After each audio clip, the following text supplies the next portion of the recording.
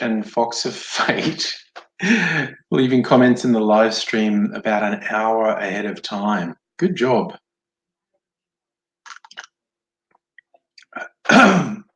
Good evening, one and all. And yes, Fox of Fate, as the topic suggests, Alan Jones is scum and needs to be sacked. Now, this will be fun. I am actually going to see if Aidsy can join us, but I don't know if he would. Yes, Charlie, I agree. Alan Jones is a shit cunt. And hello, Justin. And some random. Hello.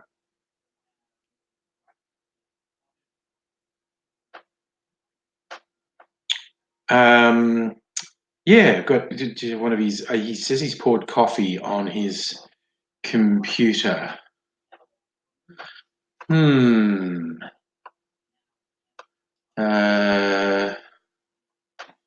Okay. As you say, I need an email address to send a link. All right. Clipboard. Good. Good enjoy. Oh yeah, Charlie, I agree. Ray Hadley could always fuck off as well. He's also a jerk. I honestly, I really don't pay enough attention to Ray Hadley. But I don't know that he said something specific like Jones has multiple times. But yeah, no, I wouldn't be sad if Ray Hadley fucked off and kept on fucking off and fucked off a bit more, and we got all the way as far as he could possibly fuck off. He should just keep fucking off. Oh, Fox. Oh, Koshi's just a dickhead, and all the people on Sunrise are dickheads. And yes, Miss Foxification, but Bolt is doing his master's bidding. He's not going to get sacked anytime soon. I just realized something I was trying to do there. Let's get that happening. Okay. Do this, that, and the other. And live chat happening. And hello, Musical Aviator and Stella. Right. I just have to send a link to Aidsy, and we'll see if we can get him happening. Yes, load that. Now, what email address did he give me? Okay. Oh, yep, there he is. He's in my... I just wanted to make sure I had the right one. Click this link. Okay, and send. Now we'll see if he shows up. Could be a bit of fun. He's in a bit of a mess. He fell down some stairs and broke a bunch of bones. But if he gets to join us, I'll just tell him, click the link I sent. Okay. Yes, if he gets to join us, I'm sure he can fill you in on it.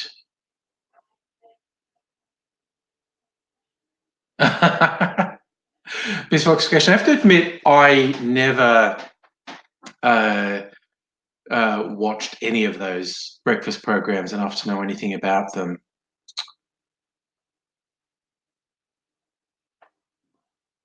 Oh, I just remembered what, I don't know, funniest or possibly darkest thing about Koshi is he got his big break because the host of the show had cancer and had to leave his job for cancer treatment.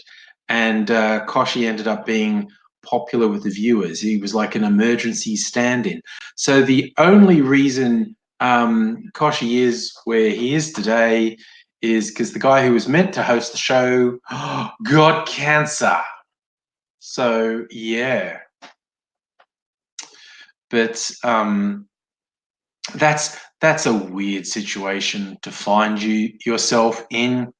The only reason your career went where it did is because someone else got cancer. Who says there's nothing good about cancer? Hey, hey, hey. Koshi loves cancer. Koshi wants cancer research to go away. He got everything he wanted because of cancer. I probably should note Koshi probably doesn't want cancer research to end. That's what we call exaggerating with hyperbole for comedic reason. Well, Charlie, you said it. I didn't say Koshi was a cancer, but that's a fairly predictable response. Oh yes, no, you make a good point, Stella. The username's Fox of Fate and Miss Foxification. Got to be careful who I'm talking to. Make sure I'm very clear on it. Yeah,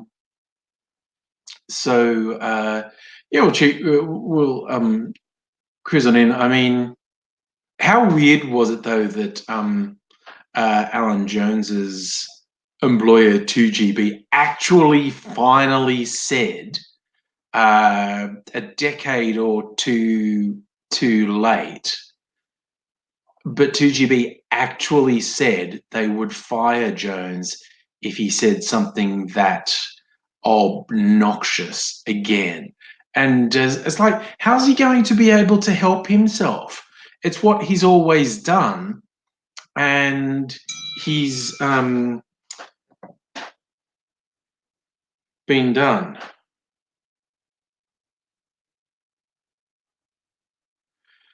Okay, Aidsy's trying to make his computer work for those keeping track. I don't know if he was joking. He said he did spill coffee on it. So I don't know what situation that puts us in. You are right, Safa. 2GB's very late stance on Jones is all about the money because pressure applied to advertisers said, do you really want to pay to advertise and pay Alan Jones's wages? And a whole chunk of advertisers said, no, we don't. No, we don't. We really don't. And so this is the weird thing about capitalism, right? You have you either are an employer or you have an employer. And even if you are an employer, there's usually other people you're beholden to as well. And if you're a media company, you're beholden to advertisers. Alan Jones is beholden to his employer. His employer are beholden to advertisers. Advertisers say, fuck that noise, we're not giving you any more money. Employer says to Alan Jones, yeah, free speech is awesome, buddy, but you're costing us money, so get fucked. Just anything. Jones is an angry old piece of shit who's scared of strong women. He's just a pathetic, wobbling, bitter old man, generally. He's just shit. But, I mean, the weirdest thing about Alan Jones is like he obviously isn't sorry for anything he does. He will regret if he loses his job, but he's clearly not sorry for saying the things he said. It was all over the years, like when he was forced to apologize for the vile, hateful shit he said about Julia Gillard. He didn't mean that. It was always obvious where he had this big press conference. He complained the whole time. It was like, well, that was like a private event and no one was meant to tell stories about it. And it's like, you're not fucking sorry, you piece of shit. That's who you actually are. And the idea that people should believe you when you go, I'm sorry. It's like, no. You regret being caught out. You regret facing any repercussions at all for your absolutely hideous behavior. You're not sorry for being an obnoxious, hateful piece of shit. That's who you are. It's as simple as that. It's the farce, the absolute farce of having to humour the idea, oh, he's made an apology. No, he hasn't. He hasn't apologized. He's a fucking piece of shit. Just remember when Abbott stood behind a ditch the witch sign. Not just that. No, he stood in front of that sign. He also stood in front of a sign that called Gillard Bob Brown's bitch. That is apparently acceptable political discourse. You notice me channeling Star Wars with the blue milk? I made a blue heaven milkshake. I just felt like channeling my inner Luke Skywalker with some blue milk tonight. You get these whims. You get these whims and you want to do it. I still think, it's the best bit in The Last Jedi. Throwback to Luke drinking blue milk on Tatooine when he goes to the whatever sea creature it is and milks it and then drinks it straight away, making eye contact with Rey. But then also the sea creature makes eye contact with Rey and does a big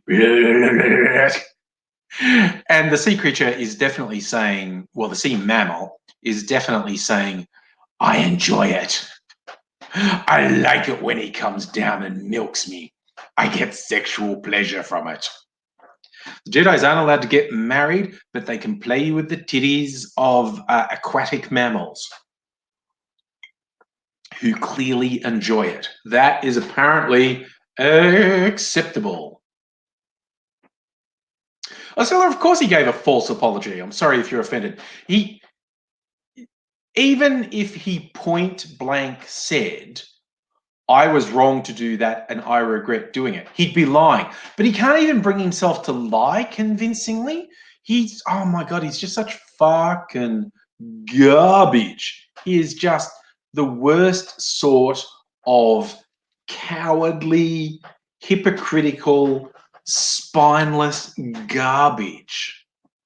I mean, dating right back to when he got arrested in England. I think it was in London, in a public toilet when the police were doing one of their really gross crackdowns of cottaging, which is where men seek anonymous sex in public toilets. And the cops had a sting where I assume an attractive young copper stands there at the urinals, and if someone does the appropriate gestures, which means, starting to whack off while making eye contact, they arrest them.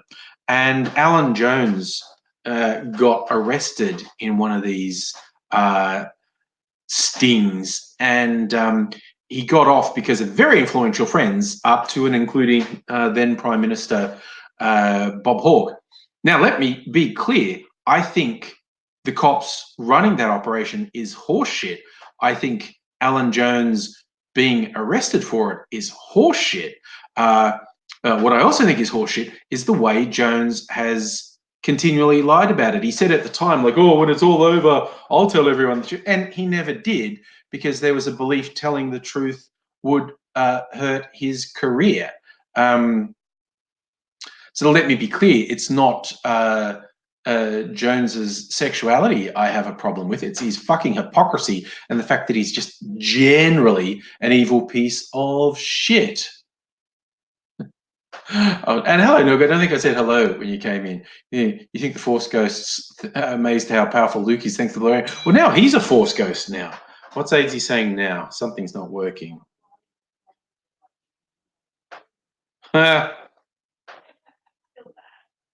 Okay, he says he's having a forced Windows update. That could take anywhere between 5 minutes and an hour. So still don't know if we're ever going to see him. Fox of yes, that is a rather, calling someone cowardly, hypocritical, spineless garbage is rather a generic description of those shock jocks. But it's because it's really funny. I keep thinking I'm going to slip when I'm talking about Alan Jones and accidentally say Alex Jones, but it's going to fit. Like literally whatever I said about Alan Jones, if I slipped and said Alex Jones, would be basically the same. They're both hideous, lying trolls, misogynist garbage. They're just like the fucking worst. You know, they have their own permutations of their horribleness, I guess. You know, whereas Alex Jones goes very hard on the conspiracy things, and his thing's just a total grift. It's just everything's a sham with him. I mean, I realized that years ago, like probably 10 years ago, when I was researching conspiracy theories with AZ, because we were messing about with making some conspiracy theory videos. And when Alex Jones was on the rise at that point, we thought, okay, does he believe his shit or what? And we looked at his website and it was just plastered with ads. You know, ads, buy his DVDs, ads for this. Oh, no, it's a grift. He's just hooking people in with these absurdly extreme conspiracies and whipping people up for the sole purpose of selling them shit. It was obvious Alex Jones's whole shtick was just a grift to sell shit. Whereas Alan Jones is slightly different. He's the far more traditional talk radio host. And I think he basically firmly believes every horrible piece of shit he says. But he's just a horrible, nasty, inwardly focused, little festering bag of pus, quite honestly. Yeah, Justin, that's a good point. Alan Jones is more directly relatable to Rush Limbaugh. But again, Rush Limbaugh with the American thing pushed really hard into the conspiracies, and Alan Jones doesn't push so hard into the conspiracies. He's just a general shithead, basically. Oh, yeah, that was a funny one, Miss Foxification. I do remember that when Alex Jones was in a lawsuit for custody of his children after getting divorced. He was desperate because the obvious central part of his ex's argument for Alex Jones is unfit parent is to show the shit he does and go, look, the guy's clearly fucking insane. That's no role model. And so he was forced to admit that that was a persona, that was performance. He doesn't really believe these things. And that's not, he also made the same declaration in court in his failed defense, the slander or libel. I always forget which one's slander and which one's libel, spoken and written. But yeah, the lawsuit that Sandy Hook parents had against him, his unsuccessful defense trying to have that called off was that he didn't believe the horrible, psychotically hateful things he said about Sandy Hook parents that was literally ruining their lives. And he said, oh, no, I don't believe that. That's performance. It's like, fuck you, dude. That doesn't excuse you for responsibility for it. So, yeah. Dangerously talented. Alan Jones believes what he's paid to believe. I didn't know he got paid money by coal interests, but he actually was convicted in the Cash for Comment scandal. He and John Laws were convicted. I think they were paid like $1 million each. Alan Jones had been, oh, I'm a friend of the little man, and everyone's been screwed over by the banks. The banks are evil. The banks are shit. And then he just started going, you know what? Listen to the bank side of the story, and the banks are doing their best. And a couple of people went, why did he do a 180? He was going non-stop bashing the banks, and now he's the bank's best mate, and so is John Laws. And everyone went, well, the most obvious thing is they were paid to. And it did not take much digging to find out they both got massive payments from the banks. Now, what they claimed is that they didn't change because of getting this money from the banks, which of course defied belief, and they did lose a court case out of it. I think they were fined something for it. But it's like literally just going like, well, no, okay, I was constantly saying banks are bastards. The banks paid me $1 million. Then I started saying, oh, see it from the bank's point of view. But my view didn't change because the banks gave me money. It's just a coincidence that the sequence went, banks are bastards, banks gave me $1 million, banks are great. Yeah, that was a coincidence. And I don't believe that defense held up in court. So, yeah, what a shocking coincidence. And it's just hilarious that they were so obvious about it. Going from banks are bastards to banks are great. It's just like, people are going to notice, man. People are going to notice. And they did. Suffer. Is Alan Jones related to Tony Jones? I have no idea, but Jones is a remarkably common name. It's a bit of a leap to say two people with the surname Jones stand a chance of being related. God, that just reminded me of a really weird story. People often say weird things about they make leaps, and I remember there's a friend of mine at college, and he was born in England. He'd spent most of his life in Australia, but he was born in England, and he still had family there. Like he had uncles and cousins still in England. And we're having a conversation with a bunch of people, and there's a girl there who was also born in England, but had been living in Australia, and she realizes Ben was born in England like her. And she literally, and I still remember the words that happened. She literally said, "Do you know Rupert from Egham?" With no preamble. There'd been no talk of Egham or anything. And just out of the blue, with no preamble, she goes, "Do you know Rupert from Egham?"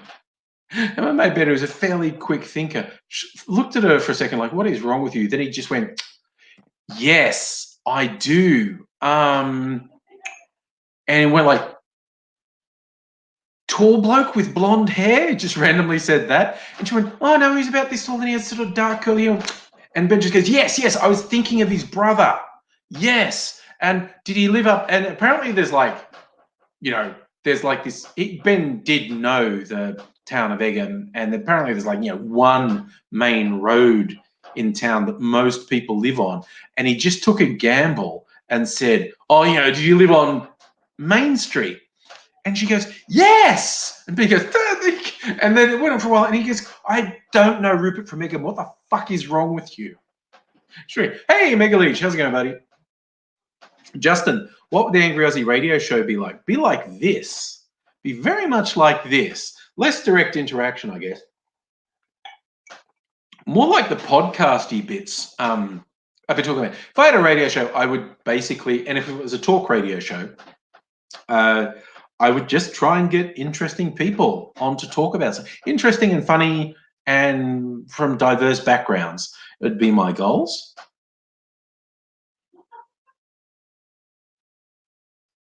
Oh, wow. So, Ms. Foxification, you looked up the cash for comments scandal. It went beyond banks. It included, they were paid off to say good things about companies, including Qantas, Optus, Foxtel, Mirvac, and the banks. Wow. Wowzers. There's more. Oh, yeah. No, more blue whaling and cocktails being drunk. I think, it would depend what time of day the radio show was on.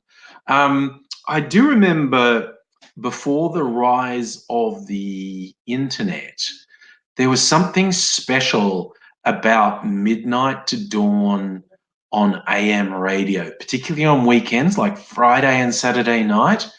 AM radio, places that took calls, the guys, and I think it was mainly guys, there may have been some women, who took calls between midnight and dawn.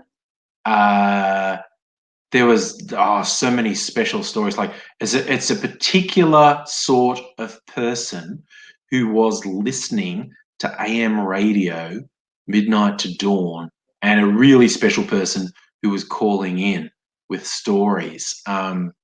That's probably much less of a thing since the internet, because people can get all their fucked up weird interactions on the internet now. But that was one of the few outlets for interaction for loners back then. But yeah, But if I had to like, I lead into that because Nick's saying, would I drink uh, blue alien milk? If it was a nighttime one, I reckon I'd have a cocktail of the hour. It's like, okay, in tonight's show, I'm gonna make this. Um, I've been thinking about it. I'm definitely going to start a cocktail channel on YouTube rather than just doing it on my normal channel and on Instagram. I think I've got some very definite ideas of how to do it. I've just got to get around to doing it. Kaiju, how's it going? Yeah. Justin, Qantas needed to pay people to say good things about back in the 90s because they had a few problems. There were a few problems with airlines, but it was just undisclosed advertising. The companies in question weren't necessarily bad or in a bad way. It was much like influencers. Uh, uh, the radio personalities had like this bond with their audience.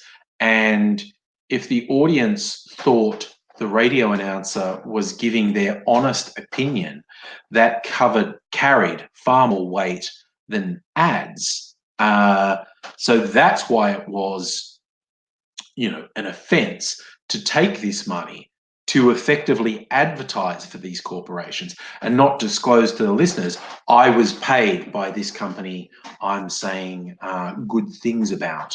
So, yeah, it was a bit of a kerfuffle. God, you working in your comic, feeling groggy from playing D&D. Yikes. Yes, it's yeah, heavy gaming sessions can do that to you. I just thought of something I wanted to share when I mentioned uh, influencers. There was this outrageous story. It's not that consequential, but it's so full on from an influencer. Uh, I'm going to share it with you. I can show it on screen. Uh, no, that's that. This should be big enough for you to see anyway. Now I just got to do the share my screen, my Chrome tab. Okay. All right. Now, so you see this picture. She's going, this is me on my bike about an hour before I got into an accident. And oh, see, look at that. She's fallen and she's horribly hurt. But look at how fake the pose is. That obviously staged photo. And if that isn't obvious enough for you, look at the fake road rash. It's just like makeup smeared on her shoulder, like actual road rash. If you fell off a motorcycle at any speed with no protective gear, it'd be fucking bloody everywhere from abrasions. But look, she's placed the bottle of Smart Water in the foreground, and look at, they've just like rubbed some makeup on it. It's like so obviously faked and so obviously staged. It's like, what the fuck? What the fuck? That's just wild. Hey, Petty Wallaby, hello. That's just like, it's so astoundingly obviously fake. It absolutely does my head in that someone would do something so fake, so trite. It's just, oh my god. It's just, these people are so, and that depending where she's from, because I don't know who she is. I don't really join a pylon on her. I don't know who she is or where she's from, but in a lot of jurisdictions, um, you can be fined for uh,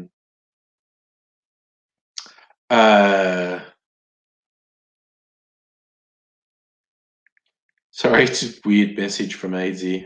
Um, yeah, you can be fined for undisclosed advertising. Uh, and that's what that clearly is. Although she's denying it, she's like, oh my God. Yes, pretty well be the depth of field, the framing, the posing. It's just like, it's intelligence insulting. It's that fake. It's intelligence insulting. It's, oh my God. I wonder if she's the same one that did a fake fall off a walking trail on a video. I saw that a couple weeks ago. Again, some influencer.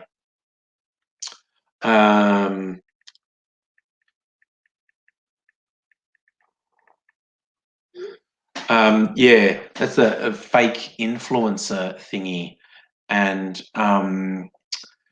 wild. And she was walking with her family. Said, "Oh, I nearly died."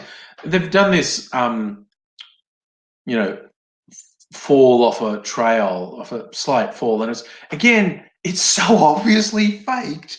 The way it was set up and framed with the shot is like, you're a bad actor. You shouldn't try and fake it. Oh my God.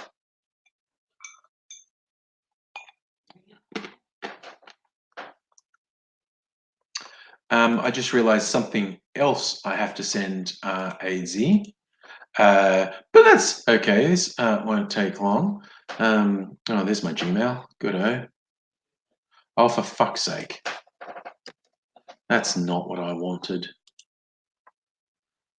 Okay, let's send him another email.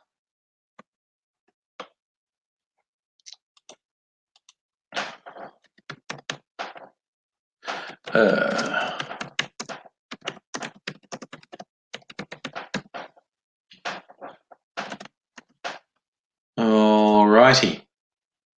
So we may or may not see AZ soon. It depends if he's compos mentis enough to click on a link. And if his laptop's working... Oh no! Sorry, I laughed at the first part of your comment, Charlie, and then it got sad. So your granddad would be bitching about so hard if he was still alive. And that made me laugh. Then the next bit was, but he was knocked off his bike by a careless driver and killed about 2 years ago. Yikes. That made me feel bad for laughing. Oh well. Pity Wallaby, does AZ ever send anything apart from weird messages? No, particularly not at the moment. If he's been doped up because of the fucking injuries he inflicted on himself a week or so ago. Falling down some stairs, like as if he was not in a bad enough state already. Yeah, he fell down some stairs, broke his collarbone and a bunch of ribs, and he can barely move now. Like, I went to see him on the weekend, and I'm not exaggerating. It took him 3 hours to get out of bed, have a shower, get dressed, and get down the stairs where he was. That was 3 hours. Yeah, so not good. On top of everything else he's had, he now has somewhere between 3 and 6 months at least recovery time from multiple broken bones. Fuck Daz, my friends. Awful stuff, but yeah, sometimes these things happen. I was just thinking, I was mentioning before, I will do a cocktail channel on YouTube and Instagram. I just have to, I'm so slack with these types of things. But I am going to do it, definitely. Oh my God, now I forgot my point. That was a lead-in to a point, and the lead-in went on too long. So yeah, this is I'm old and have the brain fog, and sometimes I get distracted and forget things. What would my angle have been? What was I saying? I'm going to start the thing and the thing and the thing. No, no, it is evading. My subconscious works better than my conscious mind. If I just let it go and talk about something else, my subconscious can rattle around for a while. And then at one point, no, I know what you wanted to say. You wanted to say this. That's right. No, I did, and it worked. It absolutely worked. An idea I had, like, as I'm starting to do podcasty things as well, in lieu of a sponsor, which I assume I would literally never get, because I don't know. I think no one sponsors Australian podcasts anyway. They sponsor some really sort of dodgy American ones, but no one sponsors Australian podcasts. Maybe if it got popular, I could do the Patreon thing or something. I don't know. But I was thinking about fake ads. Like I could work my cocktail of the week in, and I even had do an ad for it, like an infomercial. Like, hey, listeners, are you troubled by sobriety? Try alcohol, proven to cure sobriety. And then people would call me irresponsible, and they'd be right. I'm definitely irresponsible. God, you sure as you didn't anger a Viking in a past life? I think you probably offended Vikings in a current life. Speaking of which, I just started watching American Gods, the TV series based on the Neil Gaiman book. Oh my God, I really like it. I've only watched 2 episodes. Seriously, like 10 minutes in, I was sold. I just finished Good Omens, which is another Neil Gaiman story. The book was co-written by Neil Gaiman and Terry Pratchett, who's famous for the Discworld books. And Neil Gaiman, I think, was actually the showrunner on Good Omens. He wrote the script, and I think, like, he wasn't the director, but I think he was the showrunner. I think he got, like, he was a producer. He got to really, really control a lot of production. Whereas in American Gods, I think he's more of a consultant. He's listed as an executive producer, and he didn't write the script. But I think he was there as a consultant to work with the directors and showrunners and writers and say, oh, the idea here was this, that, and the others. But yeah, and I read both Good Omens and American Gods back when they came out. They both came out, I don't know, 10, 20 years ago. They've both been out for a long time. Yeah, so I was quite keen. It took me ages. In Australia, you have to subscribe to Prime Video, which is like Amazon Prime, to get it. So I finally did. And there's a few things on there I want to watch, so that's okay. And yeah, 10 minutes into American Gods, and I was sold. I was really into it. End of the first episode, I was super amped. And yeah, 2 episodes in is good. Oh, that's nice. I didn't know that one, Petty Wallaby. They put Terry Pratchett's hat on a seat, the premiere of Good Omens, because Gaiman had promised him. Oh, nice. Yes. They did have a special relationship, Terry Pratchett and Neil Gaiman, actually. It's quite good. You're saying Kaji's dying wish. Sorry, Pratchett's dying wish was for it to be a series. Yes, and it was a pretty good series. I like what you said about AIDSy, Charlie. You said Cockroach and Doc Martens, indestructible. Cockroach and Doc Martens wearing a vest of Nokia phones, indestructible. Oh yes, Megalich, I watched The Boys on Prime as well. There's a comic property turned into TV series. That was pretty good. That was entertaining. In a different way to Good Omens and American Gods. No, Timothy, that is sad news. Ran out of space on your Nintendo Switch. Gonna have to start deleting games. Don't. No, you didn't get into American Gods or Good Omens. See, here's the thing, personal taste. Broadly, I don't have a problem with people with differing tastes. I'll only sort of get wound up. The ones that do it, like the MRAs on the fucking internet, who as soon as there's someone non-white or female in a show, they'll fucking lose their nut and fuck them. But yeah, even if someone doesn't like my favorite TV show, my favorite movie, my favorite music, it's okay. It's personal taste. So long as someone's not a dick about it, different opinions, fine. Megaleech, I have not watched season 3 of The Expanse yet. That is on the front burner, as it will. Like I've only had it like a week or two, and I've watched all of The Boys and Good Omens, and I'm getting into American Gods. Expanse, if not the very next thing, will be close to the very next thing. But there's a bunch of stuff. What's AIDSy doing? Sorry, here I was here. Hello. Oh, about another hour? Yeah.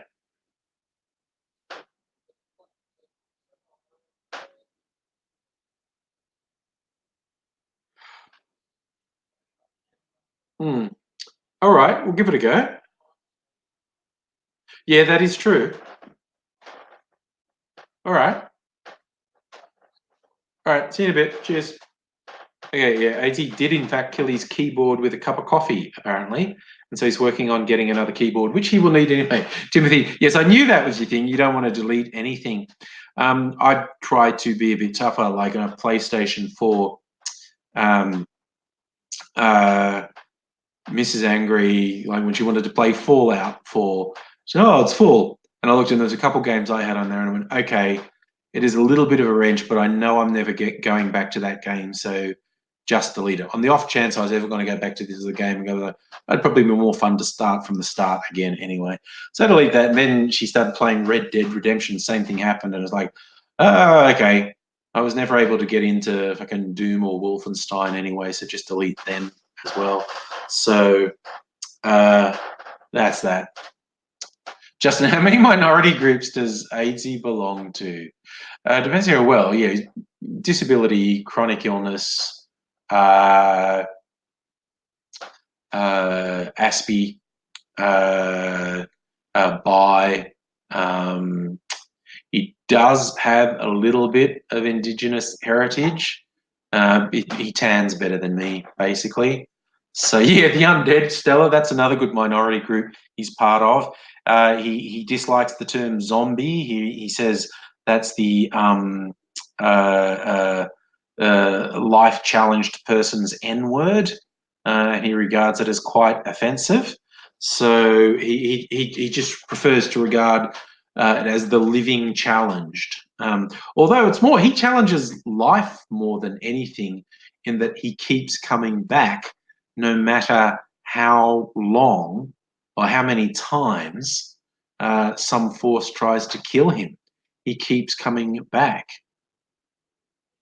Charlie, you've been playing Mario Tennis on Switch. Literally, the only thing I played on Switch is Zelda Breath of the Wild, which I love and would love to play again. That game is so fucking good.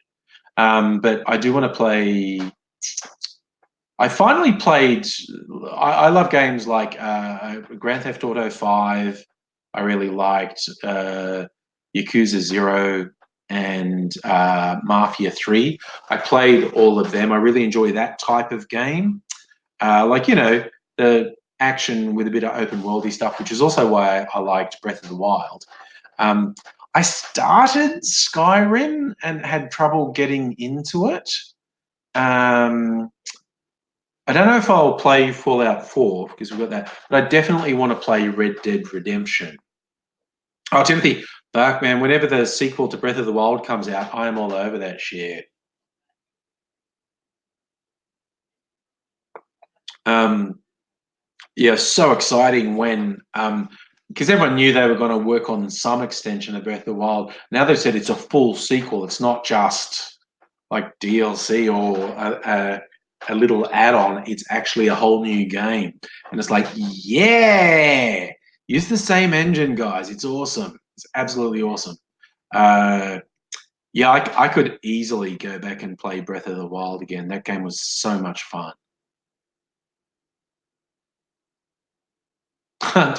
Pauline Hanson's anti-white rant on Twitter. For those who missed it, this was a funny thing that happened, I don't know, on the weekend or late last week. Whoever runs Pauline Hanson's Twitter account, because I suspect it wasn't her, because it talked about being deplatformed, and that doesn't sound like a word she'd use. Probably James Ashby doing it.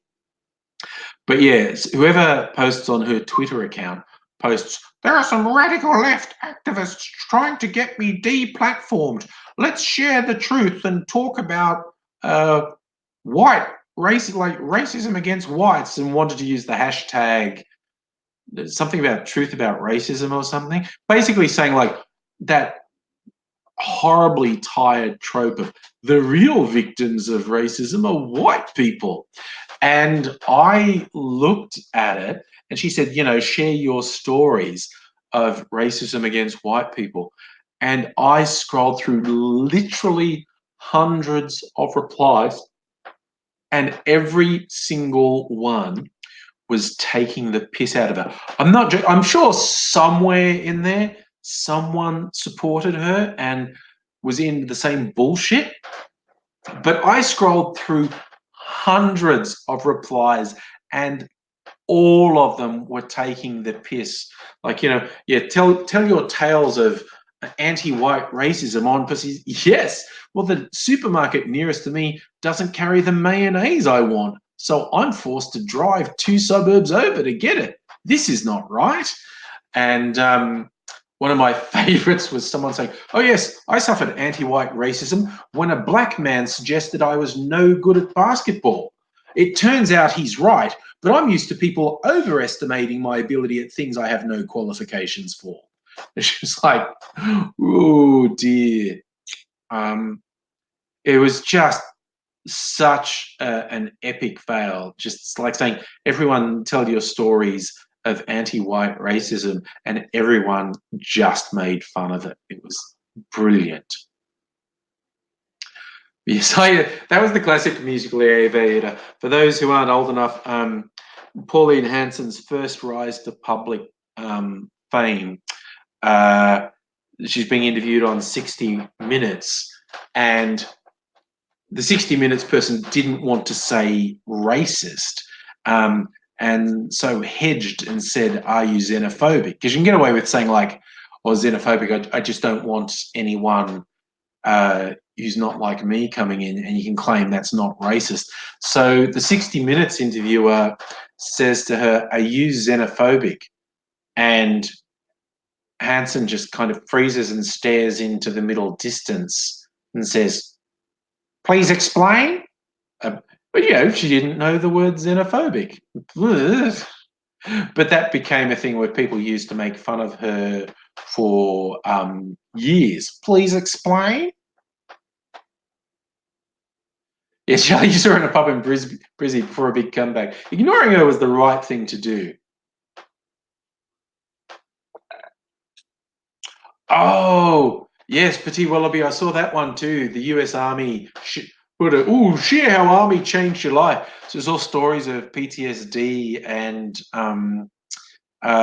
severe injuries, loss of limbs, and how the Army fucked them up. Yeah, you really got to be careful with what you ask people if you don't want them to tell the truth.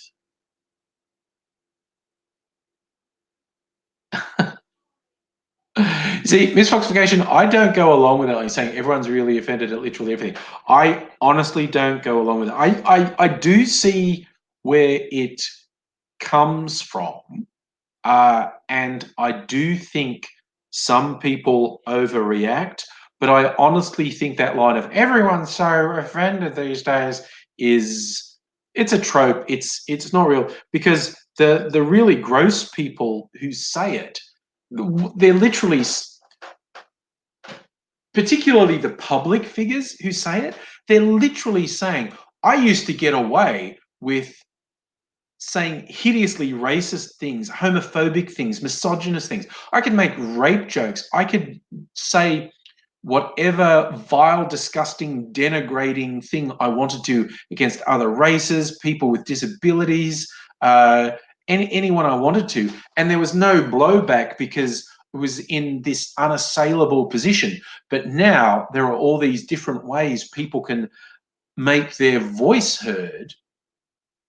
And so it's more difficult now for someone to be an obnoxious piece of shit and suffer no blowback from it. It's just like there's these people who were used to an environment where they could say and do the worst things imaginable and never have to take responsibility for it, never suffer any repercussions, never have to take any responsibility for the things they said and done.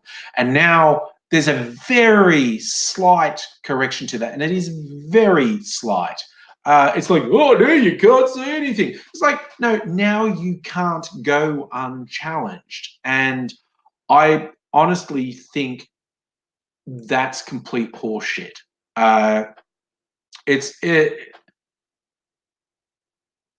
Yeah, I just go, there are definitely people who take it too far. I get attacked by people that I'm not right on enough for them on various topics. And I just resign. If someone says like, "Oh, fuck you, I'm going to tell everyone you're going because you said that," I was like, you're like, okay, okay. If someone pulls me out, if someone says you said X and that was shit for this reason, and I look at it and I agree and go, okay, I was not taking that point of view into account. I actually said a really shit thing. It's not my intention. I now see where I was wrong, and I want to avoid doing that. But there's been a couple cases where people have just gone, "Oh, you're fucked for saying that," and because you won't go 100% with what I'm trying to browbeat you into, you're shit, and I'm going to tell everyone you're shit. And I go, "Well, you best be on your way telling everyone I'm shit because I'm okay with you disagreeing with me. I'm actually okay with you thinking I'm a shithead because you're not actually very important to me, and I think you're wrong with the way you're going at me. But hey, fucking knock yourself out." And it's funny because the few people who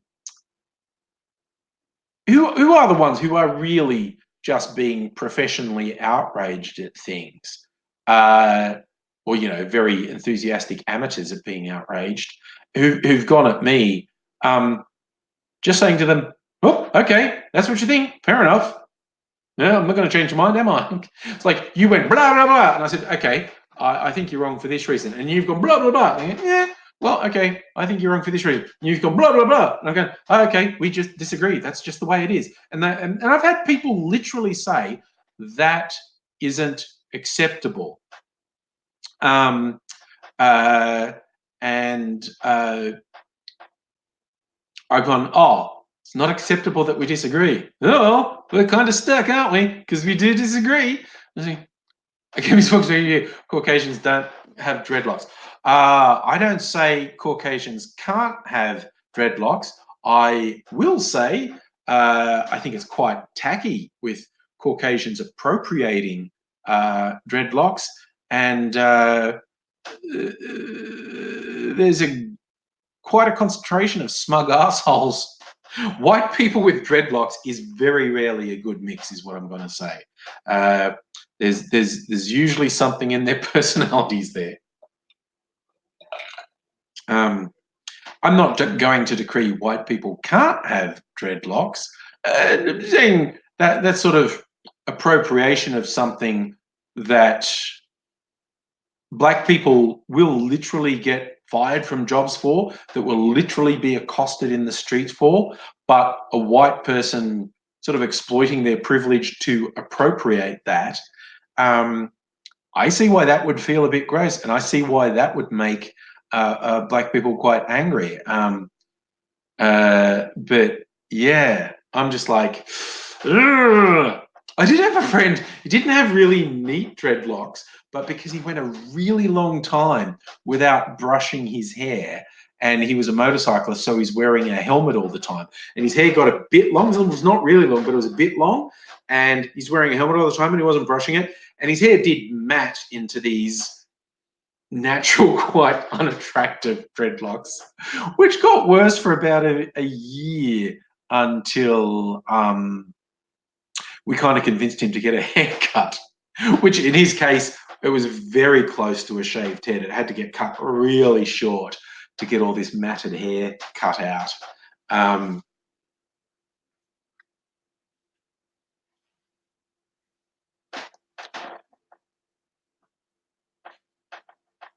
Misclassification, there's just a really gross element to cultural appropriation. I do think, I've seen elements of people getting super fucking weird about it, like saying you can't make sushi because you're not Japanese. And it's like, okay, that's getting a little bit weird now.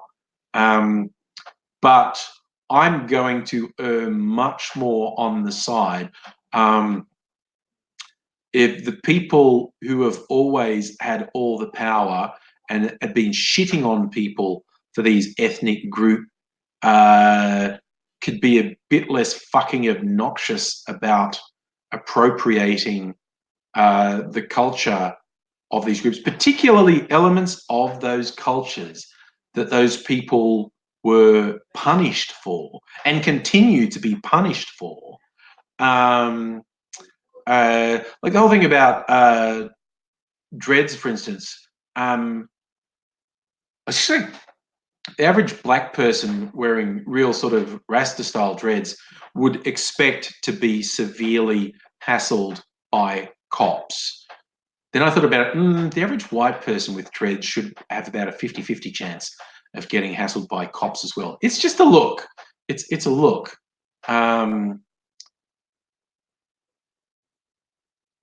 It is true, Stella, that other cultures have dreads, and it is more than a tad ridiculous to say it's solely an African American thing. It's obviously in some other cultures. Oh, yeah, Charlie, you're right. It is, like I said, my friend who is very, very white, his hair started matting, not artful dreads at all.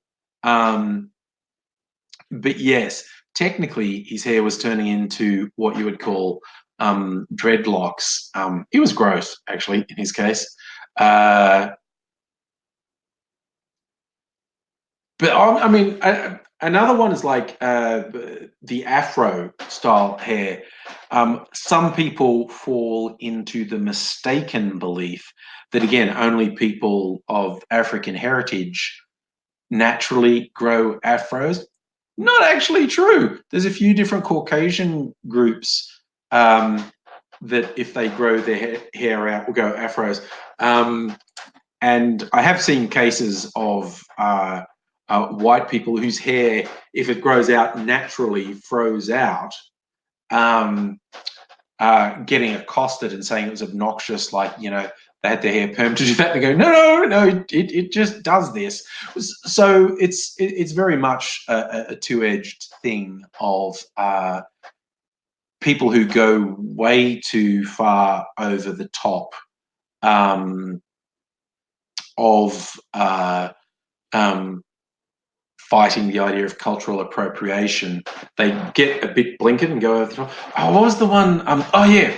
This thing of thinking that you know everything about culture. I remember people often ask me if I'm into the YouTube channel, The Young Turks, and I never really have been. I've seen some of their stuff. And there was one, this was from years ago. There was an ad for the World Series cricket. One of the years when the West Indies were touring Australia, and the major sponsor of the cricket was KFC. And so there was this joke that the Aussie supporter's got his KFC bucket and he's going back to seat and he's got into the wrong end of the ground and he's wandered into the middle and he's got his Australian colours on and he wanders into the middle of a bunch of West Indian supporters who are playing steel drums and whatnot, and a fun stereotype, but it's a true one. Obviously, they do like the steel drums in the Caribbean. Yeah, and he goes, "Oh no, you're not at me!" But then he makes friends because he's got a whole bucket of chicken and he shares, and everyone loves KFC, so they're all best mates. And the Young Turks took that and said this is like the worst racial slur. The stereotype of black people love fried chicken, and the peaceful white man can calm the unruly black mob by giving them fried chicken. And I took exception to that because that was American cultural imperialism. That black people fried chicken thing is a fucking American thing, doesn't exist at all in Australia. And I mean, honestly, the West Indies cricket team, they're not even, they're our best frenemies for decades. That's been the favourite rival. I mean, we hate the Poms. We don't hate the West Indies. They're our favourite rival in the cricket. So they're our best frenemies. And I'm going to challenge, like, okay, fucking geniuses, you're upset at the idea of black people and fried chicken being in the same shot. Pray tell, how are you going as the fried chicken sponsor to promote your sponsorship of the West Indies tour to not feature both West Indian people and fried chicken? And it was American cultural imperialism, because within American culture there was this negative stereotype of black people and fried chicken. They assume that's worldwide. No one in Australia had fucking heard of it being a racial slur to associate fried chicken with black people. If you wanted to use a racial slur for West Indians in Australia, I don't know, you'd have them smoking dope or something. I don't even know. I think that, yeah, that's the whole Bob Marley thing. You say they're all in the gunja or something, not fried chicken. And that's a thing Americans of all stripes have problems with, not realizing when they are seeing things through their own lens, and not realizing the rest of the world doesn't look things. Kaiju call bullshit. Just because it's not popular in Australia doesn't mean racism can't be imported. Of course it can be imported, Kaiju. In this specific, look, I grew up in, it's not the most racist area of Australia, but it's one of the most racist areas. And there was literally never a slur for black people that involved fried chicken. There were a lot of slurs for non-white people. None of them involved fried chicken. This specific incident, it was horseshit. There was no racial overtones for the fried chicken and the West Indian supporters. It was just that the fried chicken maker was the sponsor of the West Indian tour.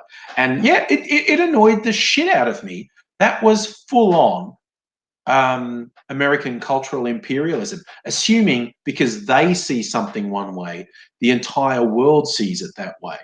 And yeah, there's a bit of voting. Oh yeah, a couple of people have pointed out that the Young Turks actually referred to the West Indian supporters as African Americans, because again, they're just being a bit too insular with their view of things. Oh, hello, Lindsay. You want to come up and say hello? You haven't said hello in a while. You should come up and say hello to the people. Come on, jump up. Yeah, we're going all the way up. Yes, come on. You want to scratch, don't you? I'm going to say hello to the people.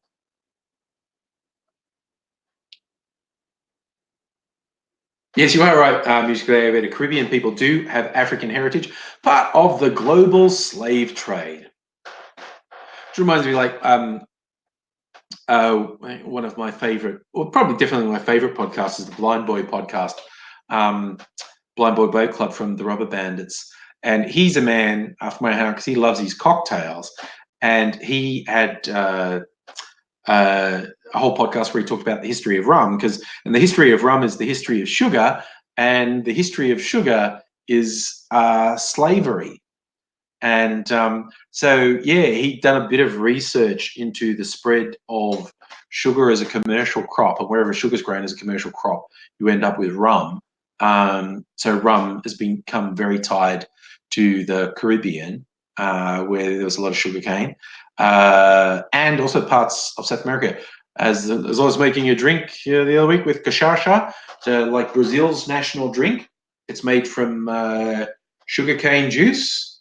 As I was saying, the difference between rum and cachaça. Cachaça, the base of which is molasses, which is boiled down sugarcane juice. But cachaça is made, the base is sugarcane juice that hasn't been boiled down. Yeah, she likes attention. There you go. So it was kind of funny, this whole thing. You've done the research, how you want to talk about rum, and the history of rum is the history of sugar. And the history of sugar is slavery, basically. Interestingly, also in Australia, was basically illegal slavery in Queensland, where Pacific Islanders were just stolen, kidnapped from their islands in a practice called blackbirding. And in many, many, many, many, many ways, the slavery in Australia was worse than the slavery in the US and other parts of the world, because slavery, when it existed in Europe and the US, had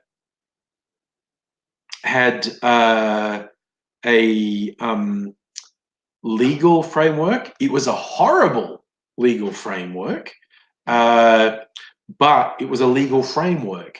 And because the slavery in Australia, the blackbirding, was completely illegal. It was never legal, but no one gave a shit.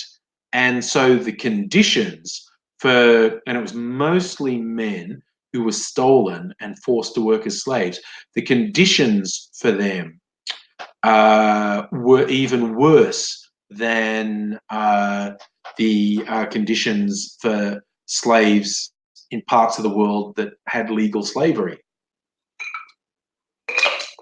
God, I do remember seeing, who's ever seen the show Who Do You Think You Are?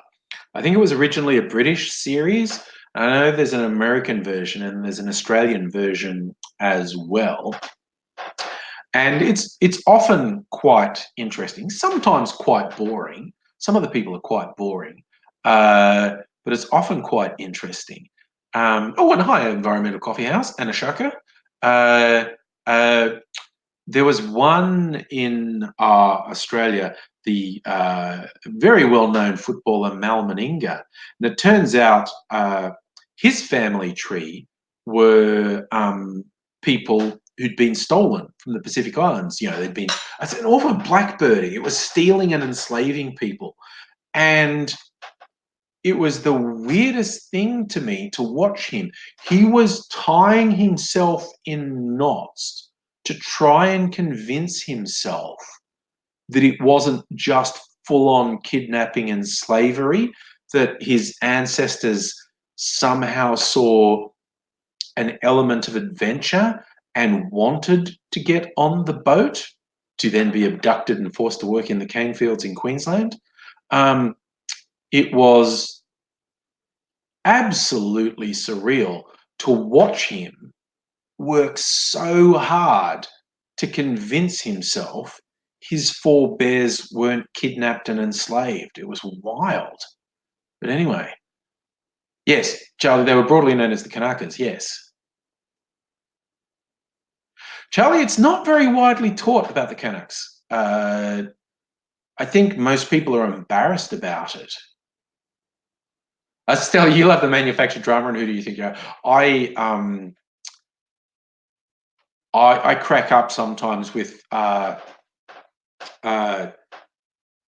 the manufactured drama and who do you think you are? They go, oh, and now Mary's going to visit this library and oh, look what she uncovered. Oh my God, what a revelation. Like you didn't know exactly what was in that book. You didn't, as if you went there like, oh, this could be good or it could be boring. No, you'd done the research ahead of time and you knew exactly what you were going to put in front of her. Oh my God. It's funny sometimes how obvious they are with the manufactured drama. That's good. You just go over there. There's a YouTuber, Lindy Beige, had a great video about blackbirding in Australian kidnapping slaves. Yeah, in the Solomons and other Pacific Islands, yeah. Ooh, a guy called John Renton, known as the White Headhunter. He sounds unpleasant. He sounds very unpleasant. Um, Actually, man, really interesting facts that virtually nobody is taught in Australia. You want a really good read? There's a book that came out recently called Dark Emu.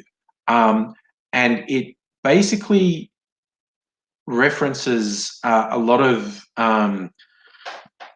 accounts from early settlers in Australia that essentially completely, and I mean completely, debunks the ideas that Indigenous Australians didn't have fixed homes, that they didn't build, that they didn't use agriculture.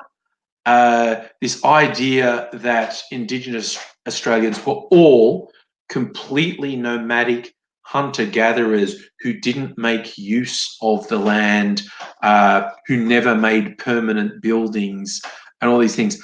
Those are actually complete lies. I'm sure there were some peoples who were completely nomadic, but there are all these contemporaneous accounts from the early settlers that make it absolutely clear huge areas had been cultivated by the local people.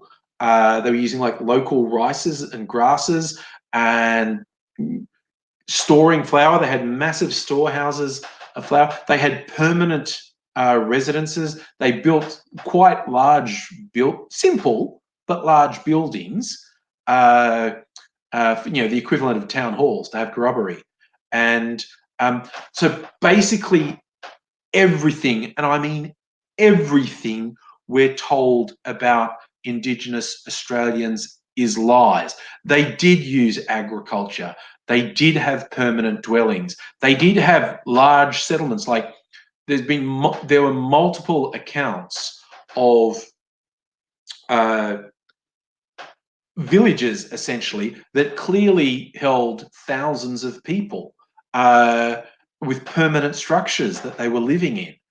And the introduction of cattle fucked up thousands of years of land cultivation because the sharp-hooved animals tore up all the ground, destroyed all the natural grasses and rices that Indigenous people had been cultivating for thousands of years.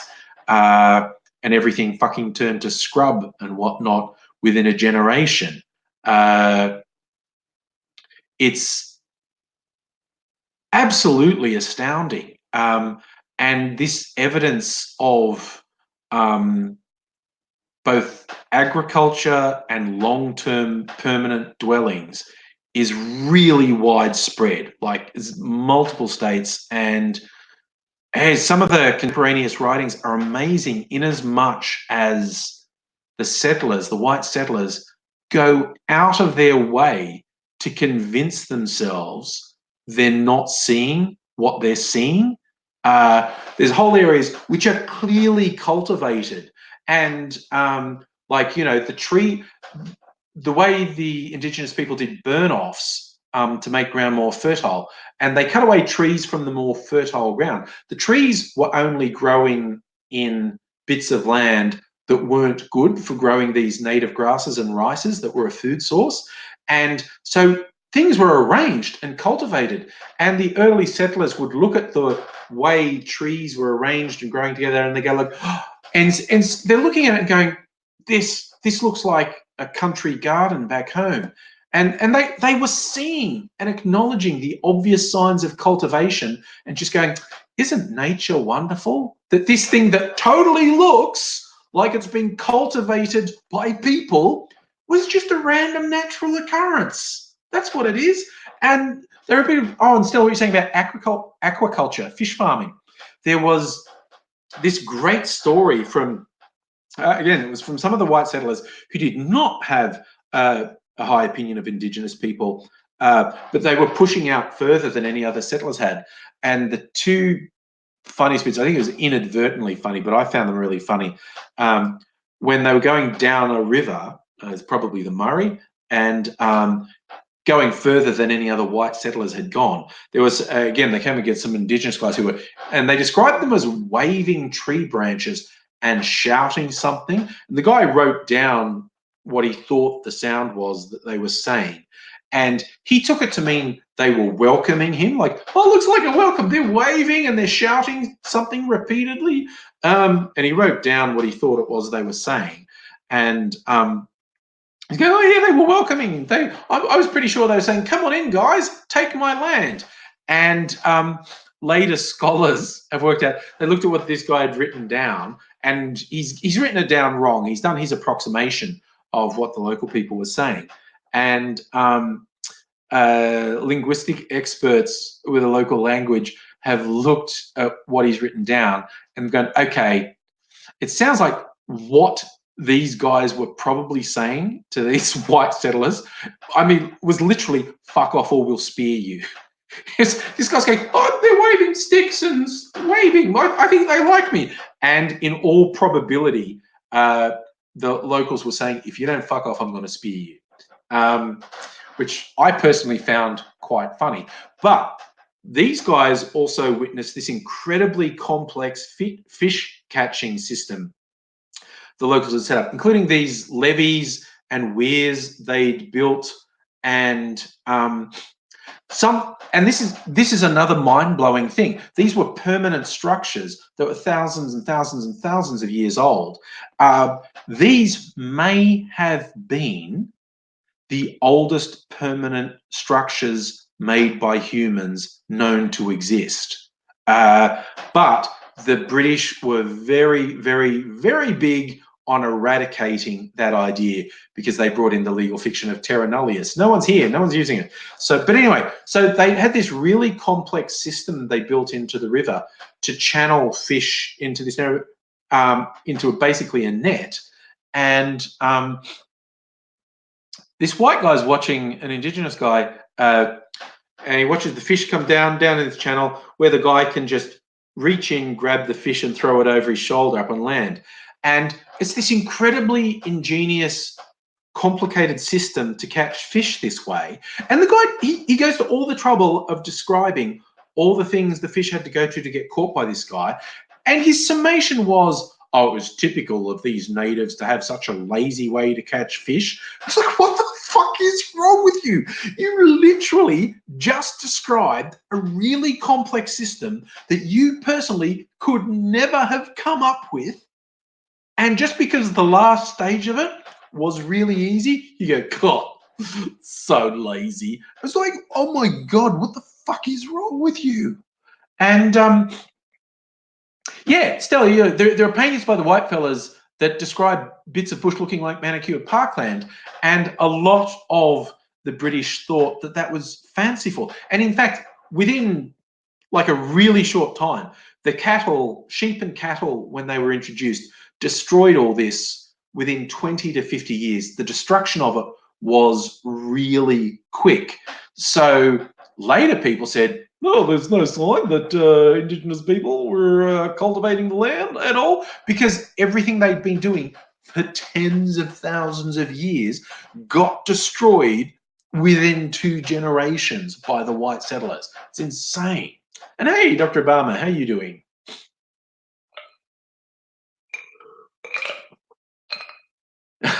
Yes, that's another good one.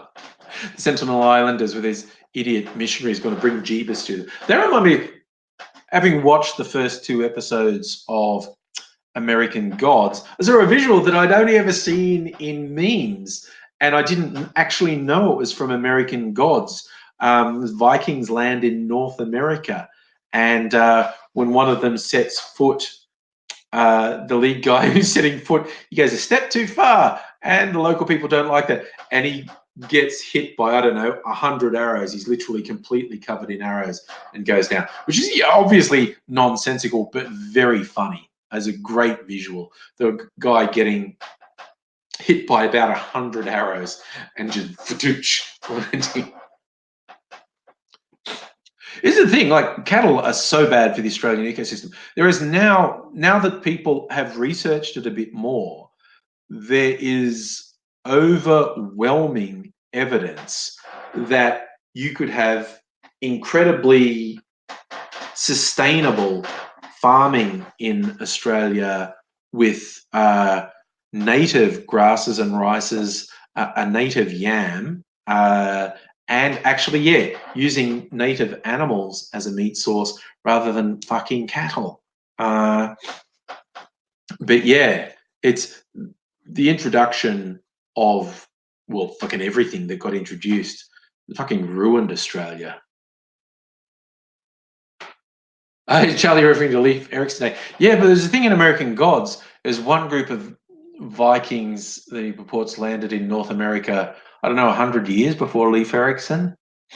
It's the fun thing for those who aren't familiar with the story of American Gods. The central thing is anything that anyone's ever believed, any religion or deity or God that anyone's ever believed in, is real. The act of belief makes them real. They exist in a real way because of belief. And because America is the diaspora of the world, people from everywhere over the centuries. There are remnants in one form or another of gods from every culture on Earth roaming America. Everything from the Norse gods to African gods to Asian gods and everything in between. So, yeah, the central premise is anything that anyone has ever believed, any deity, any religion that anyone has ever believed is real. The act of belief makes them real. Charlie, I'm actually on yours. So we're talking about kangaroo meat. I haven't tried it for ages, but I found it too gamey. It's an incredibly lean, very red meat, and I did find it too gamey. Very strong flavor. People who like exotic meats like venison and whatnot would probably really like kangaroo meat. I did find it too gamey. When you're down here now, Mimsy? Dr. Barmer, no, I have not watched Twin Peaks Returns. That's not on Prime, is it? I think I'd have to get. I think I'd have to get Stan in Australia to watch Twin Peaks Returns. Safa, Rabbit's fucking horrifically bad for the Australian environment. Just absolutely appalling. And humorously, it was also bad for introduced agriculture as well. Rabbits, we had over the last couple of centuries, we had a couple of plagues of rabbits, and they destroyed the introduced agriculture as well. I've seen some interesting home movies of my dad when he was young, and there'd been a plague of rabbits around where I grew up, Dubbo, Western New South Wales. And they're like so big in this one paddock, these guys, they just have this big net. It's a really long net. It's probably, I don't know, 50 to 100 feet long. And there's people on it, and they just round up these rabbits and they just bring it tighter and tighter, and they've got the rabbits in an enclosed space. And then I'm afraid it was rather unpleasant. It involved lots of swinging of axes and clubs. But yeah, no, we've had a couple of absolutely outrageous rabbit plagues here. We're talking about it being a little tough to cook kangaroo. And that was the other interesting thing in Dark Emu, that again, the settlers, the colonizers, they looked down so much on Indigenous Australians, they never bothered to ask them for recipes. So, they thought, oh, they eat these kangaroos, do they? Try. And, the height of English cuisine was boiling meat, and it just goes all rubbery and gross. And another one, coastal Aborigines had a few delicacies, including abalone. Now, even today, particularly among Asian people, abalone is a quite prized delicacy, and you have to cook it in particular ways. But again, The British were like, oh, let's boil it. And again, it just turns into rubber if you boil it. And so they thought it was gross and stupid. And it's a sign that the Aborigines aren't very sophisticated because they eat this terrible. But again, the local people had this recipe where they'd slice it really thin and cook it on hot rocks or coals and num num num num num with some local herbs on it. But yeah, if you boil it, it's horrible. Absolutely. Joker, I'm not sure I completely believe you. You ran over kangaroo and threw it in the bushfire and boiled it in a stew. I'm not sure I completely believe you there. Oh yeah, Justin, the cane toads are absolutely horrific. There was a very funny tongue-in-cheek documentary made, like right back in the 80s. That's just called Cane Toads. God, it had some funny stuff and some weird stuff and some depressing stuff. It was very light-hearted, although it dealt with some of the real issues. But they had this little girl, because cane toads get fucking huge if you don't kill them. And this little girl had a pet one that she fed lots, and so it grew really big, and it was like almost as big as her torso. And she was dressing up in her doll's clothes. Oh, Dr. Bramble, sorry, you said the Alan Jones toilet story. I did, yes, we did talk about that a bit earlier. Oh, here's the thing I didn't tell anyone. When that actually happened, it's when I was at uni when that happened. And I was doing, I guess it was too old to call it work experience. What do they call it? Not a cadetship, the internship. I was doing, it was basically work experience while I was at uni. And that was at Triple J, back when Triple J was only in Sydney. Actually, it just started broadcasting to other capital cities, wasn't nationwide yet. So I was working in the newsroom at Triple J, and the only journalist who got to Alan Jones after he was arrested, before his lawyers got to him and went, "Don't fucking talk to anyone." An ABC journalist knew what hotel Alan Jones was staying in, because the story had just gotten out that Jones had been arrested and was released on bail. And an ABC journo found him and knocked on his door and he introduced himself, saying, "I'm, Bill Bloggs from the ABC." And he said straight away, Jones just broke down and collapsed and was crying and saying, "You bastards are going to crucify me, aren't you? Yeah, this is just what you've been waiting for." And I think the charge against Jones, it was this really quaint English phrasing of outraging public decency. And I'll always remember what this journo said. He's being interviewed on air, and the interviewer said, "Well, that's a really weird phrase. What does outraging public decency mean?" And the journo said, "Well, it can actually mean a couple things, because you can see that it's not a very precise thing. It can be applied in different circumstances. In Jones's case, it means masturbating in a public toilet. As I said earlier, he was picked up when the police were having one of their blitzes against cottaging, where men try to find anonymous sexual partners in public toilets. And as I said, that's a bullshit thing to do. It's a bullshit charge. And of all the things about Jones, that's one thing I don't hold against him, that he has that much poor judgment. I just hold literally everything else in his life against him. But yeah, and he said at the time, "Oh, as soon as the court case is over, I'll tell everyone the truth." And he's never come open to it. He's never openly copped to it. So yeah, he's been closeted very poorly his whole life, which is, look, on one level, it's understandable. In the past, it was understandable. It's not now. He's fucking pathetic. But yeah, no, he's a piece of shit. Oh, we're saying kangaroo. Sorry, we're going back to cooking kangaroos. It's stinky. Okay. See, I haven't cooked it in forever, so I don't even. I just remember I didn't like it. but both Charlie and Miss Foxification saying it's really stinky. Stinky when you're cooking, Miss Foxification, you smell it the day after you cooked it. Oh, Shoka, lots of people are really into it. I'm not, but lots of people are. Oh, yeah, misfoxification. If he had been convicted, that probably would have been like he's a registered sex offender.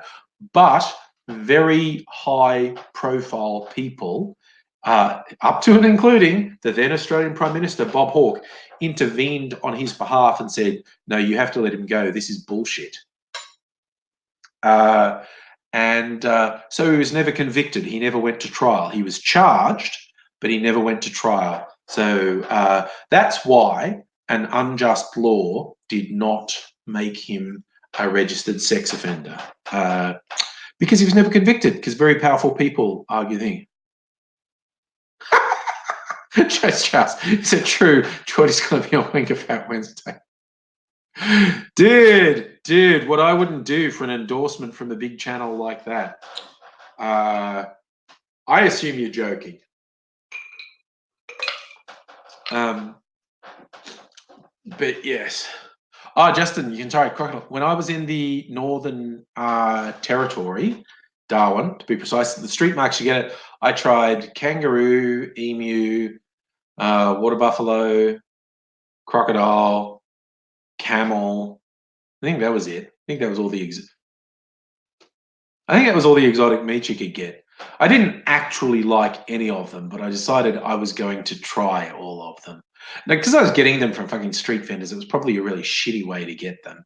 But yeah, they have all the exotic meats in Darwin. And so I made a point of trying them all. I did not like any of them, but that's that.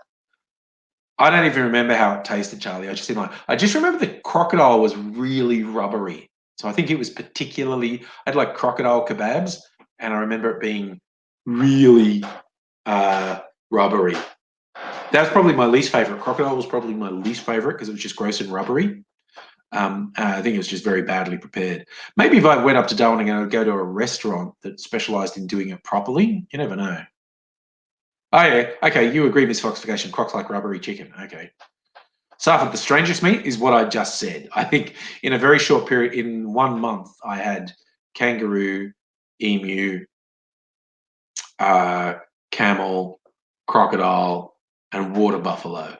The water buffaloes and camels have been introduced to Australia and have flourished somewhat. But yes, the others are native. She's decided to come back and say hello again. She's been wandering around the kitchen. I heard that, Fox, that Australia actually sells camels and sand to some countries in the Middle East. Yeah. Miss Fox, you are probably right that Croc Farms would cook it better. I don't even remember what any of it tasted like. The clearest memory I have is kangaroo was too gamey for me and Croc was too rubbery. I just know I didn't like any of them. I didn't go, I'm going to eat more of this. We've got to go, Petty Wallaby. Thank you for dropping by. Very nice to see you. Brief as your appearance was. It was at 9:30. I don't think I'll make another drink, actually. We go to bed. Mimsy wants more attention. Don't think we are going to see AZ. He might come in right at the end. Who knows? But as I said, after catching up with him on the weekend, very, very, very simple things take him a very, very long time. So I feel like we maybe won't see him tonight. But he might make a very brief appearance towards the end. Who knows? Yeah. Mimsy's so easy to make happy. Two things that make Mimsy really happy: getting the sort of scratches she likes and sleeping somewhere warm, like in winter, because we've got sort of floor vents for heating, ducted heating with floor vents. Both Mimsy and Shadow love just lying on the heating vents going, oh. But once it gets sunny, like it was a bit on the weekend, she loves finding a sunny spot in the garden and just falling asleep in the sunshine. It's the best thing as far as she's concerned. Yes, Safa, feral cats are another horrible, horrible introduced species in Australia. Cause absolute havoc. Um, I get super annoyed by people who go squeamish and go, "Oh, don't kill the kitties," when you talk about making some desperate effort to cull feral cats. And there are so fucking many of them and they're so fierce. Probably any attempt at it would fail, but you got to try, I guess. I get very annoyed with people who can't separate feral cats from their domestic cat. Domestic cats are honestly bad enough. Domestic cats roaming around killing native animals to a horrible degree. But feral cats are some next level shit. They're beasts. And if there was something that could kill all of them overnight, I would absolutely do that. You heard rumours that Gladys Bajilkian could get better. I have not heard that rumour. I would have thought that was very unlikely, seeing she won a recent election. Would thought that would have put her in a position of strength. But I pay almost no attention to New South Wales politics, so I honestly don't know. Uh, the Oh my god! But the bad thing I heard recently, because they're debating abortion legalization bill, and I know the Premier Berejiklian, pretty sure I'm pronouncing that wrong, uh, actually suspended the vote because the most conservative elements of her coalition were apparently arguing. Like Barnaby Jones had. I just said his name wrong because I was thinking of Alan Jones. Barnaby Joyce. Uh, because I said Jones, I blanked myself for a second. Wait, what's his real name? Barnaby Joyce has just been telling the most vile, disgusting lies and had these robocalls to people like, "Oh no, we've got to fight this. They're murdering babies." I swear, that guy and a cricket bat need to fucking be intimately acquainted as far as I'm concerned. But it's just like he's so vile. He's such a horrible, creepy liar. Such a liar. Environment of coffee house. So you have some ferals that you socialize. Look, honestly, if they stay with you, they might have lost worse. And I I don't really know the environment in the US for ferals. I do know, having grown up in the bush in Australia, I know how bad feral cat. The worst is feral cats and foxes. They between them kill a fuck ton of native animals. Uh, feral cat. I don't know. Within one generation, feral cats get really fucking big, like scary, fierce, big. I don't know what it is about going feral. It's the same as pigs. We have feral pigs in Australia that have escaped from.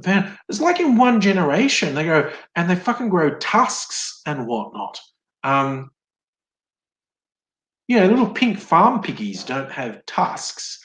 They go feral, and it's like within one or two generations, they've turned into monsters. They're huge and have these big tusks.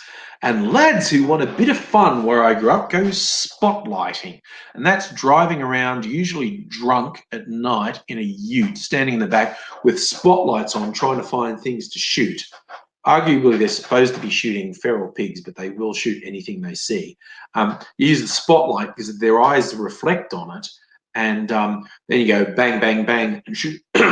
Lots of accidents and injuries and deaths happen from the going around shooting in rural areas. So it's a bit wild.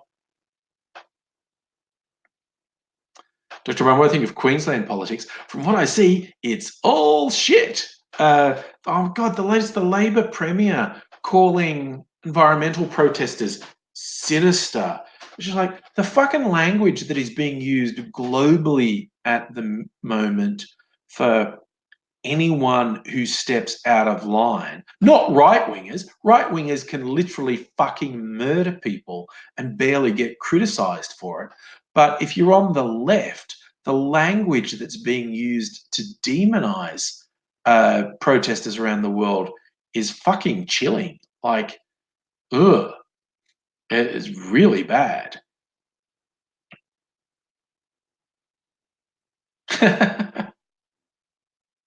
Fox of Fate, feral pigs are why going vegan overnight would be the opposite of good for the environment. People don't eat feral pigs. Actually, no, some people in the country probably do when they shoot them. But yeah, no, veganism isn't going to be good for the environment. You would have to kill all the livestock if there's a big shift to veganism. You can't let them go. You would have to kill all the livestock. You're going to kill them all anyway. So, there's the I've got environmental coffee house. You have to worry about coyotes getting cats. That, oh my God, that blew me away. Where was I? In Los Angeles. Um, One time when I was in the US visiting, I was in Los Angeles. I suppose it was one of the suburbs of Los Angeles, but it wasn't like right out. And I was in a shopping mall and going through the car park, and there's a fucking coyote uh, roaming around the car park of this suburban shopping mall. And I was like, what the fuck? Um, that, yeah, took me aback a bit. It was not a rural area. It was suburbs of Los Angeles. I forget exactly which suburb it was, but oh my God, that I was a little taken aback by the coyote in suburban Los Angeles.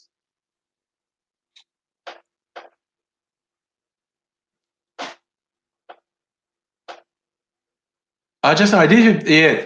Oh, that's another fun local story. The Pacific Conference, the Pacific nations all getting together and trying to say to Australia, hey, you have to take a leadership roles in um, stopping climate change because all these Pacific nations will be the worst affected. They'll be the first to literally go underwater.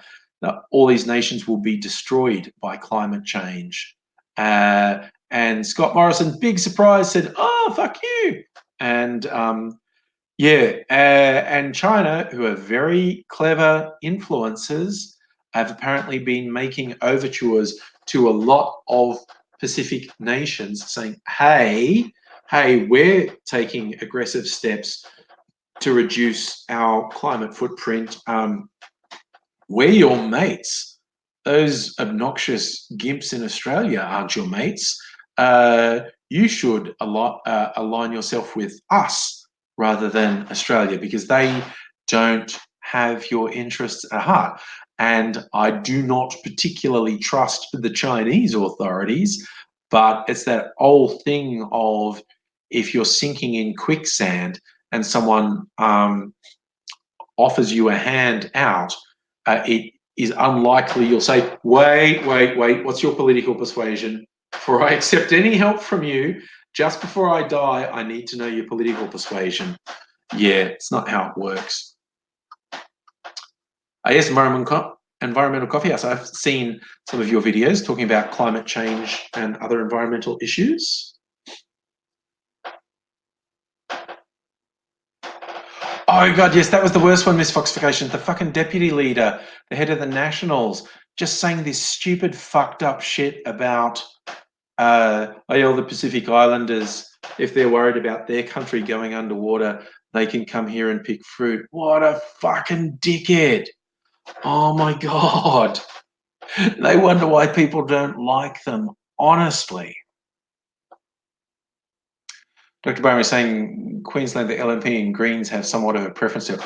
I am very hesitant to believe stories like that because it's this endless sniping that political parties do against each other. Like, oh, they did a preference deal with them. They did a preference deal with them. And more often than not, it's very disingenuous hyperbole. uh, I would have to look into it to see exactly what it meant. But just a bland, oh, there's some preference deal between the Greens and the LNP. I'm like, I'm not going to believe that without some significant evidence, because I've seen all the political parties trot out dumb bullshit lines like, oh, why would you support them when they did a preference deal with such and such?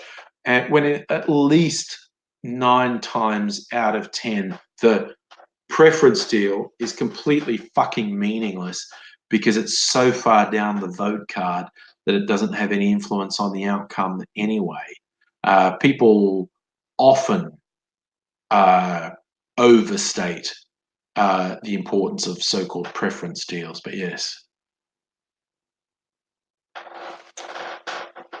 But yeah, that's the thing, Miss Fox. Actually, you're right. There's like, even if you believe that the Pacific Islanders coming here to pick fruit was a good thing, to lack the political nous to realise that that's a shit stupid thing to say. It's that level of arrogance on display that they're too self-absorbed to realise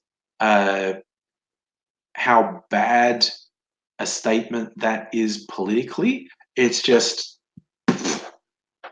how do you get to be that stupid, basically, is the big question.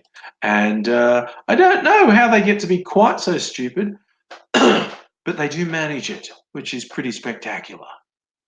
Yeah, Justin, you may be right that if our government continues to have such a shit stance on climate change, China's influence could be expanded to the point that Pacific nations will start saying, yeah, you can have a naval base here on our island. We're fine. You're our friend. And that will freak America and Australia out. It's going, well, you fucking made it yourself, guys. And the idea that you don't like it when sovereign nations make decisions that you don't like, well, fuck. That's the thing. Sugar. Elon Musk planning to go to Mars and they'll be vegan. Elon Musk is full of shit. His head is so far up his fucking ass. It's unbelievable. You got a couple lucky deals that made him a lot of money, and then he very shrewdly employed a lot of very, very smart scientists and engineers who came up with a few good things, which he insists on claiming complete credit for, even though he personally basically had no influence putting it. He put his money in, sure. And it was very shrewd of him to do that. But this fucking cult of personality that he's clearly started to believe, he needs to pull his head out of his fucking ass, quite honestly. Environmental Coffee House, thank you. I'm glad you enjoy the show. I enjoy having you, and I enjoy everyone who comes in our company. I've had so few trolls recently. It's quite fascinating. But anyway, George Obama, excited for global financial crisis too. Yeah, no, we are fucked. It is almost inevitable, not absolutely inevitable, but it is almost inevitable that there will be a savage global economic downturn, possibly as bad as the Great Depression. And we survived the last global financial crisis because of the then Rudd government spending money to keep the economy turning over. These motherfuckers in charge now, they'll throw us to the fucking wolves. We are fucked. There's a recession or worse. We are so fucked. So that's a cheery thought, isn't it? Environmental Coffee House.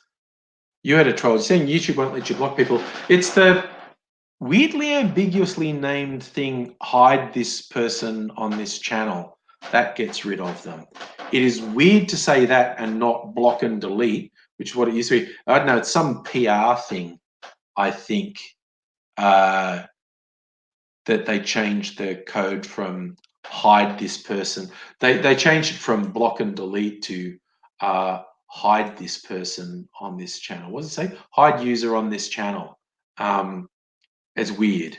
It's weird that they did that, but that's what they do. Because I get lots of trolls, I found that one works. But the problem is, a lot of them have multiple accounts just to harass people. So sometimes when it's like, oh, I just had to block 6 trolls, it's often just the one person who's a very sad fucking loser.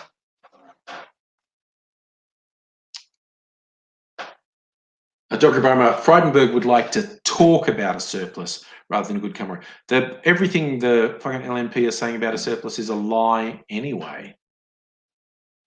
It's an absolute lie. They're so full of shit. They're so bad at government.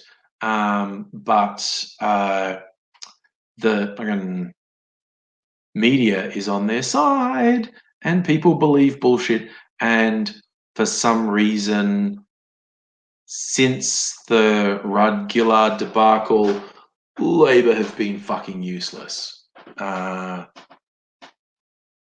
got in by being really shrewd. And then he melted down. And then after he destroyed Gillard, Labor went down in flames with him, and they've just been shit ever since. That's a good question, Dr. Brown. Would I rather debate Albo or Friendly Geordies?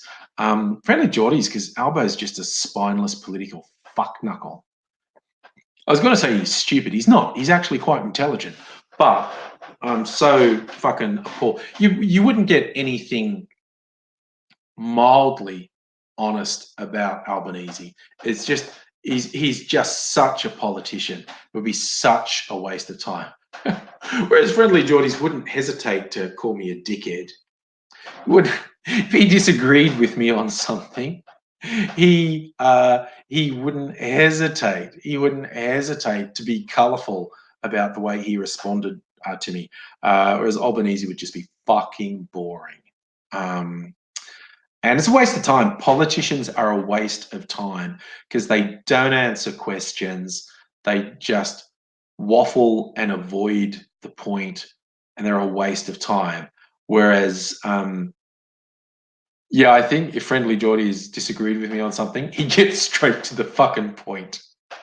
I have a feeling he wouldn't evade things if he disagreed with me or thought I was getting somewhere. Instead of waffling and avoiding the question, he'd be more likely to say something along the lines of, "You're a dickhead for thinking that." So he'd be much more entertaining to have a discussion with.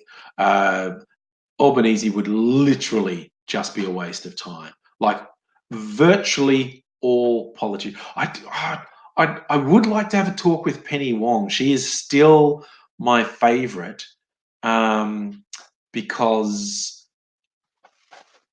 I think she's still about the most truthful politician we have in Australia. And she just goes people. She's so withering and brutal when she goes people. I will always love what she did to Joe Hockey years ago. They were both in the halls of ABC. I think they were both being interviewed for different radio shows. And because of the ABC, there were cameras there as well.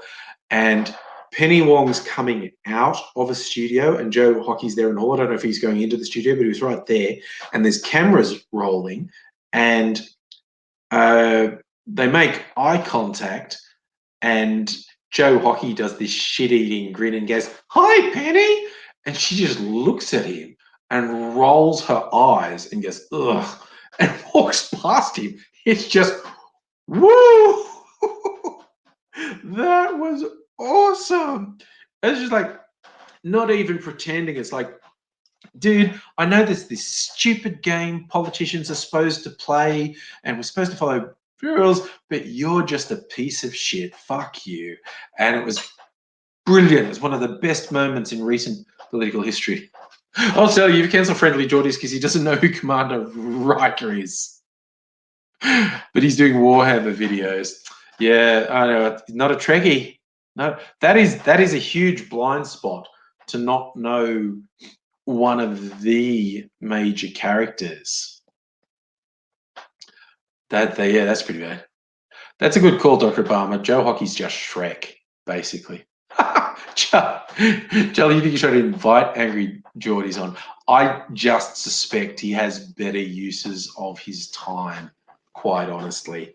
Uh, yeah, if I was a gambling man, I would say he has better uses of his time. It's like all these sad fuckwit right wing trolls who go, "You should debate me," and I was going, I would, but I'm slamming my dick in a car door that day, and that seems less painful than having to tolerate you. So sorry.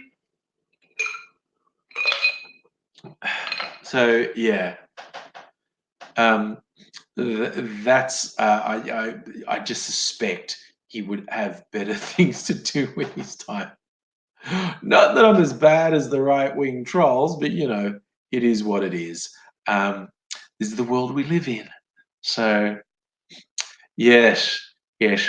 So every now and then I'm thinking like, geez, maybe I should just go for drama videos all the time because of all these sad fucks who've made these attack videos on me over the year, and I've always just ignored. I mean, we've talked about them in the live streams because we have conversations in live stream. I don't make pre-recorded videos where I single them out, but because we talk about anything and everything in the live streams, it's come up in conversation here. But yeah, I mean, it would be a view generator to go out and try and cause drama because I'm fucking better at it than they are. Um, but yeah, I just can't be bothered. Yes, music creator. I feel like the original one was like sad fuck of ass hat. Um, uh, but yeah, it's just like, oh god, there's so many. What is really funny is every now and then there are some old ones, like because I've been pissing people off for more than 10 years, so there are some really quite old videos of people hacking on me, and yeah, they're like nobody channels, just random people who are really upset at me. Um, and it's the most common ones are the misogynists and the racists and the general bigots and the Nazi sympathizers who don't like it that I've said quite aggressive things against them. But there's some funny ones that were like climate change deniers. There's probably one or two like religious fundamentalists, like creationists, because I've ragged on them. Um, there's just been such a cavalcade of them over the years. And they haven't all, yeah, Miss Fox, you're right. The edgelord teen appeal ones have a limited lifespan. They haven't all been. Look, they've mostly been young, like 20-ish white guys. Um, Some have been much older, though, which has been fascinating when I've stumbled across them. It's like, oh my God, who's this person obsessing over me? Like, I literally have no idea who they are. Um, and they come on obsessing over me. I was like, this is just funny, which is probably the main reason I haven't done the drama videos. I was like, because there are people out there, lefties out there doing great work, like Kevin Logan, who's been on here a couple of times. I've been on his channel a couple of times.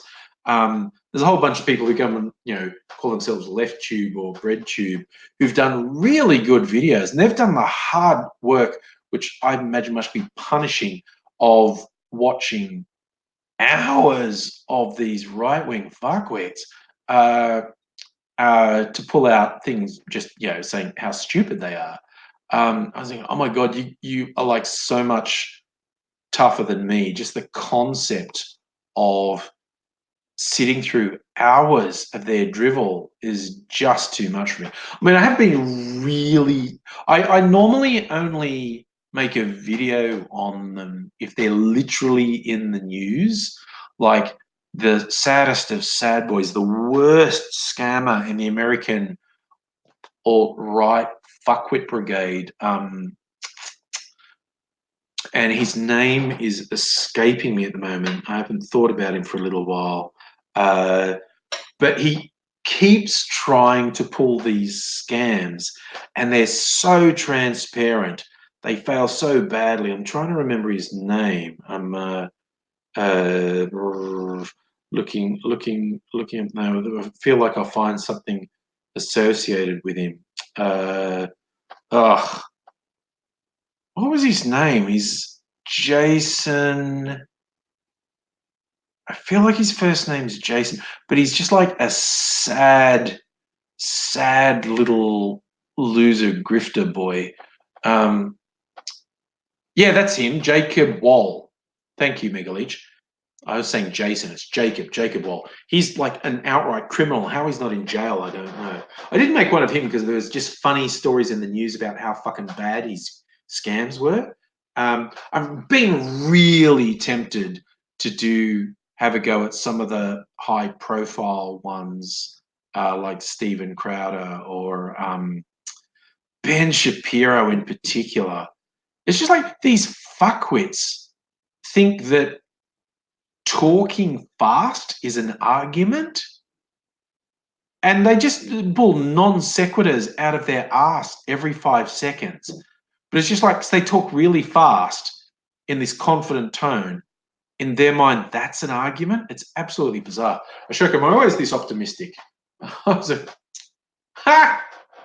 Sorry, Stella, you made your own blue milkshake. Now it looks like you've been giving blowjobs to Smurfs.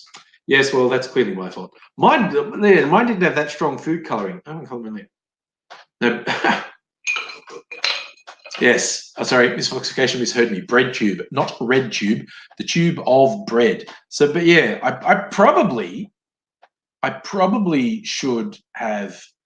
I probably should associate more with those active left tube and bread tube people, rather than worrying about the right wing fuckheads. Try and form more of a bond with the people that I have common ground with. Uh, but yes, having said that, it's like 10 o'clock. I'm gonna go. I'm gonna go to bed because I'm gonna go to work tomorrow. Yeah. Ooh, I'm gonna be in the city tomorrow because I'm mostly working in the suburbs these days. But tomorrow I'm gonna be in the city, so I'm gonna go somewhere nice for breakfast and for lunch. But something decadent for breakfast and lunch, and there's a lot to choose from in the city, so I'll have to decide what to get. Maybe Instagram my food because I'm the sort of douche who would do that. But I will say thank you, one and all, for joining me this fine evening.